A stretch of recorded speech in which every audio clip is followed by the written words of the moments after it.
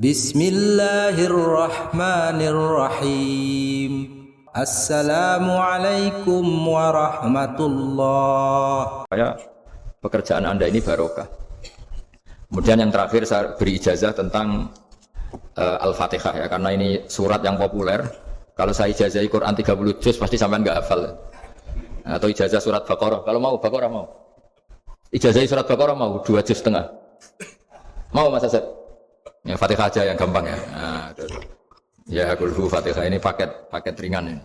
Tapi pahalanya apa? Besar. Ini beda ya, artinya selama ini mungkin Anda baca tapi monoton ya. Tapi ini saya bacakan teks aslinya tentang istilahnya itu mazaya. Mazaya itu kelebihannya Fatihah. Saya baca Arabnya dulu, nanti ini terakhir ini ijazah. Tadi kan saran-saran umum tentang sosial. Ya, pokoknya jadikan kebaikan itu punya nilai sosial yang baik lah. Jadi nanti orang yang nggak amanah nggak laku. Ya, calon bupati, gubernur, presiden yang nggak amanah juga nggak laku. Begitu juga kiai yang tidak amanah juga nggak laku. Suami yang nggak amanah juga nggak laku. Istri yang nggak amanah juga. Sehingga kebaikan ini jadi nilai sosial yang dalam tanda kutip sudah keniscayaan. Ya. Yang diinginkan Allah itu seperti itu. Bukan kebaikan yang dipaksakan karena kekuatan negara. Maksudnya kalau bisa kebaikan itu tidak usah dipaksakan. Memang sudah satu kebutuhan. Tak cerita-cerita di negara maju itu. Bahkan apapun jatuh itu nggak ada yang ngambil apa. Makanya gambarannya Mekah Medina kan gitu kan. Barang jatuh nggak ada yang berani apa ngambil. Itu saking sudah jadi sistem. Sehingga banyak negara di Eropa itu yang sampai nggak punya tentara, nggak punya polisi karena kebaikan sudah.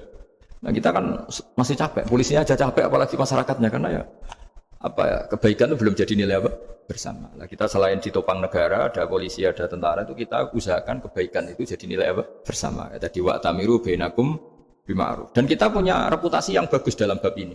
Saya masih ingat kecil saya itu yang jilbaban hanya keluarga kiai. Sekarang rata-rata masyarakat itu jilbaban. Dulu yang sekolah SMP, SMA itu jilbaban kadang dulu malah dilarang ya, harus sama seperti itu seragamnya. Sekarang sudah boleh dan nyaman. Lama-lama yang dapat simpatik ya yang pakai pakaian model tertutup seperti itu. Lama-lama gampangane cara wong golek mantu ya golek yang seperti itu daripada yang blodor. Lama-lama jadi nilai bersama. Ya ingin saya seperti itulah. Di terminal juga sama. Orang mau makan cari warung yang kelihatan ada ayat kursinya, pakai jilbab atau paling enggak dia enggak mungkin lah nyuguhkan yang tiren atau yang haram. Akan ada garansi sosial. Ada apa? Ada garansi apa? Sosial dengan penampilan yang soleh itu kan. Masa iya nyuguhkan oplosan babi gitu misalnya itu. Jadi nilai sosial itu harus benar-benar jadi nilai. Sehingga negara biar gak capek-capek. Polisi juga gak capek kan karena tugasnya orang Jawa mau ngawat-ngawati tok, tapi sudah tidak perlu tegang karena kebaikan sudah jadi nilai apa? Bersama. Ya, ingat-ingat ya ayatnya tadi wa'tamiru bainakum bima'ruf. Jadi kebaikan itu harus jadi nilai bersama. Iktimar itu menjadi urusan bersama. Makanya kalau kita rapat besar disebut apa? Muktamar. Muktamar itu urusan bersama. Ya tadi imamnya sholat juga menopang Gojek karena nggak lama-lama nopang Grab, nopang Kernet, nopang penjaga Indomaret, penjaga bensin, pom bensin. Nah dia hanya punya waktu 5 menit terus imamnya baca Baqarah kan. Iya imamnya mursyid, mungkin dia tambah lama tambah dapat aplaus dari muhibbinnya, tapi makmumnya dia tambah lama tambah dapat penghormatan dari pecintanya, tapi kitanya wah khusyuk wali kan, dia dapat status naik lah. Kita yang sudah tidak ikut jadi wali diganggu apa? Pekerjaannya. Kalau ada imam seperti itu sampai mufaroqah saja. Niat ya Allah sampai sini saja saya makmum orang itu. Silakan orang itu punya urusan sendiri dengan jenengan ya sudah atau salib saja apa? Nah, itu boleh kalau dalam fikih namanya apa? Mufaroqah. Mufaroqah itu niat. Tapi kamu jangan langsung selonong mufaroqah, niat dulu.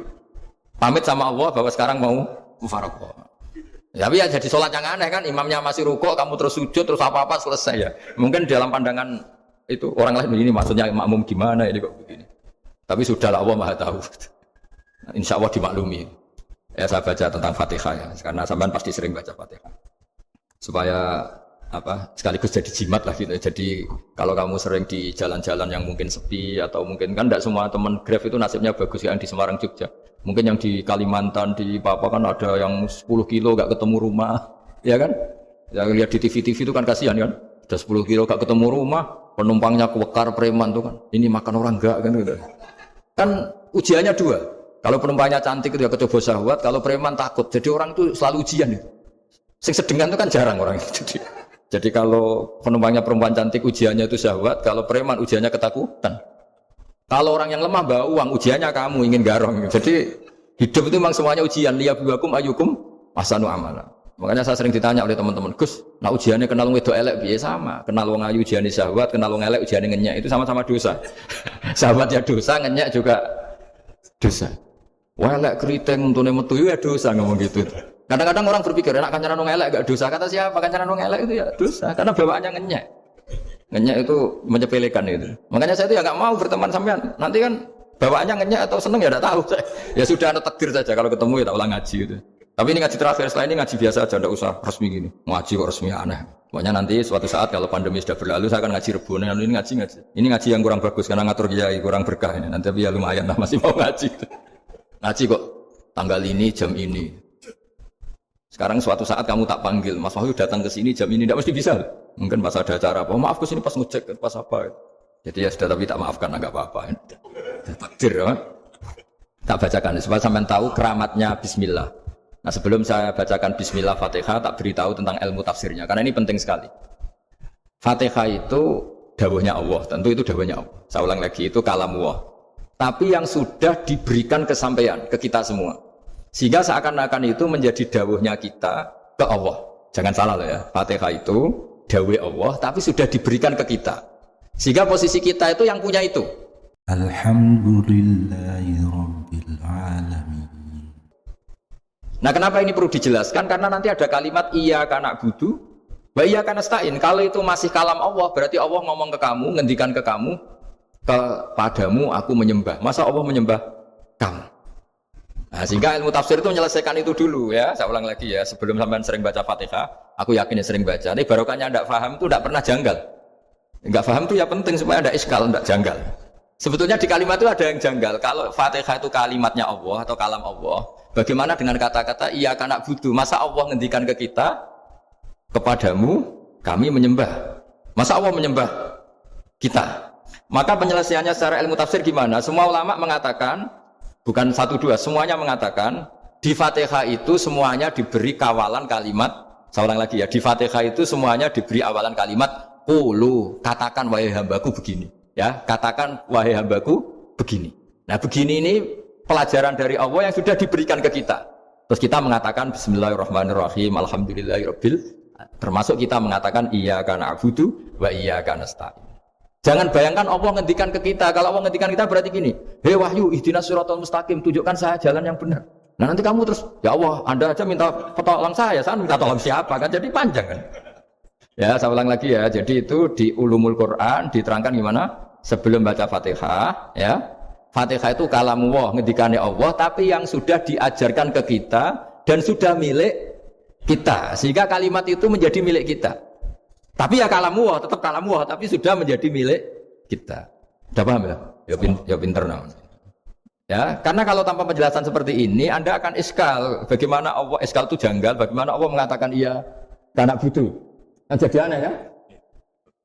Ya, jadi tak jelaskan secara ilmiah ya. Jadi kata ulama-ulama tafsir, ayat-ayat Quran seperti ini sebetulnya dimulai dari qulu, apa? Meskipun nggak dilafatkan. Itu kan sama dengan qul huwallahu ahad Muhammad, katakan kalau Tuhan itu satu. Ya namanya Quran itu kan kalam Allah, membina nabinya, membina umatnya. Makanya dikatakan atau enggak, di sini tersembunyi kata qulu, katakan. Ya. Jadi ya ibarat apa itu? Kamu ngajari anak kamu lah. Panggil jenengan bapak kula. Itu maksudnya anak itu, kalimat itu kalimat kamu, tapi kamu ajarkan ke anak kamu. Terus anak kamu bilang, "Pak, jenengan bapak kula." Nah, ketika kamu mengatakan jenengan itu bukan kamu mengatakan jenengan anakku, berarti anakmu itu bapakmu, kan lucu kan? Anak kamu ajari jenengan bapak kula. Kamu engkau bapak saya. Terus anak kamu mengulang jenengan atau kamu bapak saya. Berarti itu kalimat yang kamu ajarkan. Tapi sekarang sudah milik anak kamu. Kalau itu kalimat kamu kan lucu. Masa anak kamu bilang bapak? Nah itu seperti itu. Jadi ulama memberi solusi atau jawaban iyyaka na'budu wa iyyaka, itu sebelumnya ada kata-kata qulu, katakan wahai hambaku, hubungan kamu dengan saya adalah katakan iyyaka na'budu wa iyyaka nasta'in. Terus hubungan kamu dengan saya katakan juga dalam doamu ihdinas siratal mustaqim. Jelas ya, jadi itu kalam Allah yang sudah milik kita karena diajarkan Allah untuk kita. Dong ya? Ya dong, gak jelas ya. Tapi bagus, gak jelas tuh bagus. Kalau kamu jelas gak jadi di Grab, jadi gubernur. Subhanaka Allahumma wa bihamdika asyhadu an la ilaha illa anta astaghfiruka wa atubu ilaik. Wabillahi taufiq wal hidayah. Wassalamu alaikum warahmatullahi wabarakatuh.